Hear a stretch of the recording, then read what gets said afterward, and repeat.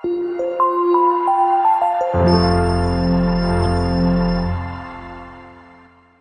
di sini saya akan menjelaskan tentang pengertian dari fonologi. Secara bahasa, fonologi diambil dari bahasa Yunani, fon yang artinya bunyi dan logos yang artinya ilmu. Jadi, fonologi adalah ilmu yang mempelajari tentang bunyi-bunyi bahasa secara umum. Dalam kehidupan sehari-hari, kita sebagai manusia tidak akan lepas dari aktivitas bunyi bahasa. Baik dari bangun tidur sampai kita tidur lagi, pasti kita melakukan aktivitas bunyi bahasa sebagai alat komunikasi dengan sesama kita, sesama manusia. Nah, di makalah ini telah disebutkan pengertian-pengertian atau definisi fonologi menurut para ahli. Bisa dibaca sendiri. Di sini saya hanya menyimpulkan dari pengertian-pengertian para ahli, disimpulkan bahwa fonologi adalah cabang dari ilmu linguistik yang mempelajari tentang bunyi-bunyi bahasa, baik dari proses terbentuknya ataupun perubahannya. Nah, kajian fonologi itu sendiri itu ada dua, yaitu fonetik dan fonemik. Fonetik adalah kajian dari fonologi yang mempelajari tata bunyi tanpa kaitannya dengan pembeda makna. Sedangkan fonemik yaitu cabang dari fonologi yang mempelajari tata bunyi dengan berkaitan dengan pembeda makna. Terima kasih.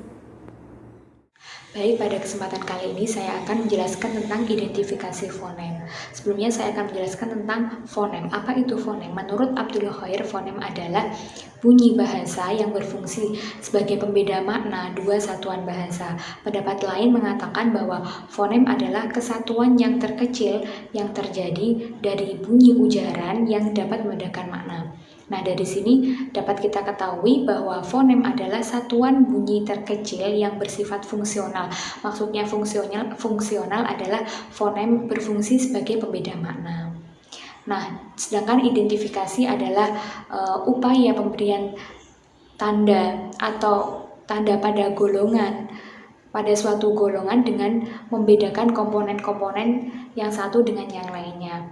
Nah, dari sini kita dapat pahami bahwa identifikasi fonem adalah upaya atau proses untuk mengetahui bunyi tersebut termasuk fonem atau tidak. Nah, bagaimana caranya? Caranya dilakukan dengan mencari sebuah satuan bahasa yang mengandung bunyi lalu membandingkannya dengan bahasa yang lain. Maksudnya di sini tuh mencari kata yang hampir sama. Misalnya kata tajam dan kata talam. Di sini bunyinya hampir sama dan memiliki 5 huruf. Sama-sama 5 huruf, bunyinya sama, tajam dan talam, tetapi memiliki arti yang berbeda. Nah, perbedaannya itu ada pada huruf J dan L. Nah, huruf J dan L ini merupakan fonem karena sebagai pembeda makna. Bismillahirrahmanirrahim. Di sini saya akan menjelaskan tentang contoh identifikasi fenom.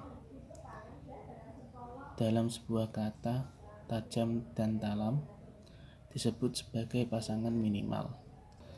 Maka untuk bisa membuktikan sebuah bunyi itu fenom, kita harus mencari pasangan minimalnya. Dalam bahasa Arab ada fenom, tak dan tok. Contoh pasangan minimalnya adalah fataro yang berarti yang hangat-hangat kuku dan fatiro yang artinya yang menciptakan. Jadi dapat disimpulkan bahwa untuk mengidentifikasi suatu fenom dapat dilakukan dengan cara membandingkan dua satuan bahasa yang memiliki kemiripan bunyi dan tentunya makna yang terkandung tidak sama. Contoh kata doroba dan daroba memiliki kemiripan yang hampir sama dan jumlah bunyinya 3 bunyi. Yang membedakan antara doroba dan daroba terletak pada kata dot dan dal. Sekian dari saya, terima kasih. Di sini saya akan menjelaskan tentang klasifikasi fonem. Dalam proses penentuan apakah bunyi itu termasuk fonem atau tidak, terlebih dahulu kita harus mengklasifikasikan fonem. Hal ini perlu agar mendapatkan hasil yang lebih akurat karena setiap bunyi itu yang diidentifikasi hendaknya yang sejenis. Dalam kajian fonologi, fonem dapat diklasifikasikan menjadi dua. Yang pertama adalah fonem segmental dan yang kedua adalah fonem suprasegmental. Dan menurut Kri Dalaksana, yang dimaksud dengan fonem segmental adalah vokal dan konsonan dalam fonologi. Vokal itu biasanya diklasifikasikan berdasarkan posisi lidah dan bentuk mulut.